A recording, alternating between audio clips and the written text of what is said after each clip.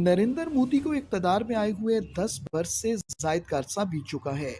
इन 10 बरसों में भारत में मजहबी जुनून, इंतहा पसंदी और अक़लियतों के खिलाफ नफरत और तशद्दुद के वाक़यात में तशवीशनाक हद तक इजाफा हो चुका है। Human rights watch, amnesty international और यूएस स्टेट डिपार्टमेंट ने भारत में बढ़ती हुई हिंदू इंतहा पसंदी और भारतीय अक़लियतों की ज़बूहाली पर बार बार तशवीश का इजहार किया है। आरएसएस, बजरंग दल, विश्व हिंदू परिषद और दूसरी तमाम इंतहा पसंद हिंदू तंजीमों के गुमाश्तों ने भारत में बसने वाली तमाम अक़लियतों की ज़िंदगियां अजीरन बना रखी हैं और उन्हें मोदी हुकूमत की पूरी सरपरस्ती हासिल है। इन हिंदू इंतहा पसंदों का सबसे बड़ा निशाना भारतीय मुसलमान हैं। मुसलमानों को तशद्दुद का निशाना बनाया जाता है। गांव कुशी का बहाना बनाकर इन्हें कत्ल किया जा रहा है। मसाजिद को यह कहकर गिराया जा रहा है कि यहाँ पहले मंदिर थे। बाबरी मस्जिद, ज्ञानवापी मस्जिद, टीपू सुल्तान मस्जिद, सुनहरी बाग मस्जिद और दीगर बहुत सी मसाजिद हिंदू इंतहा पसंदों का निशाना बन चुकी हैं। अब बारी है उत्तर प्रदेश के इलाके संभल की सदियों पुरानी तारीखी शाही मस्जिद की, जहां पहले मंदिर की मौजूदगी का बहाना बनाकर शहीद करने की साजिश उरूज पर है।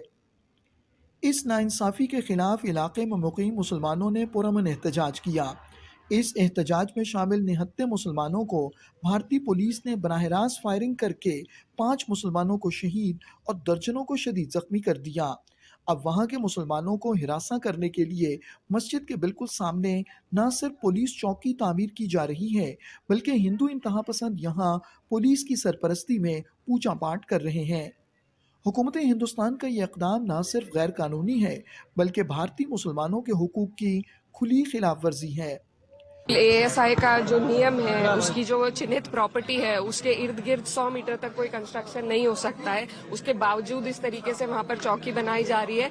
इस पर रोक लगनी चाहिए और यहाँ का जो प्रशासन है, उसने अपना भरोसा इतना खो दिया है इस घटना को अंजाम देकर, तो इसीलिए लोगों को आपत्ति है। ये सब जो किया जा रहा है, ये एक कम्युनल माइंडसेट है और उसी का मज़ाहिरा हम देख रहे हैं जो संभल में हो रहा है। जहां जहां अल्पसंख्यक समाज के मुसलमान रहते हैं, वहां पर सरकार की तरफ से कोई पब्लिक सर्विसेज की सुविधा उनको नहीं दी जाती है और ये बिल्कुल सच्चाई पर मुबन्नी है, इसमें कोई इनकार नहीं कर सकता। अब जब उत्तर प्रदेश सरकार के पास मस्जिद के सामने एक पुलिस आउटपोस्ट बनाया जा रहा है और पुलिस आउटपोस्ट का जो फाउंडेशन है वो भी उसमें सेकुलर तरीके से नहीं किया जा रहा है, तो हम ये पूछना चाह रहे हैं कि अब इतना पैसा आपके अगर है तो आप संभल में हो या जहां जहां उत्तर प्रदेश में मुस्लिम इलाके हैं, वहां पर आप स्कूल बनाइए ना, अस्पताल बनाइए, वहां पर पुलिस स्टेशन, पुलिस आउटपोस्ट, शराब खाने तो आप बहुत खोल चुके हैं मुस्लिम इलाकों में। अब कुतुब मीनार और ताजमहल भी इनके निशाने पर हैं।